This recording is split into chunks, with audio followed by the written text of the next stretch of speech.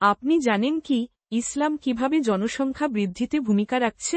নবী মুহাম্মদ বলেছেন, তোমরা অধিক সন্তান জন্মদানকারী নারীকে বিবাহ করো, কারণ কিয়ামতের দিন আমি তোমাদের সংখ্যাধিক্য নিয়ে গর্ব করব। ইসলামে অর্থনৈতিক কারণে বা জীবন নির্বাহের খরচের কথা চিন্তা করে সন্তান জন্মদান থেকে বিরত থাকা নিরুৎসাহিত করা হয়েছে। কোরআনে বলা হয়েছে, দারিদ্র্যের কারণে তোমরা তোমাদের সন্তানদের হত্যা করো না। আমিই তাদেরকে এবং তোমাদেরকে জীবিকা দেই। ইসলামে মাতৃত্বকে অত্যন্ত সম্মানিত করা হয়েছে। গর্ভবতী অবস্থায় কোনো নারীর মৃত্যু হলে ইসলামে তাকে শহীদের মর্যাদা দেয়া হয়েছে।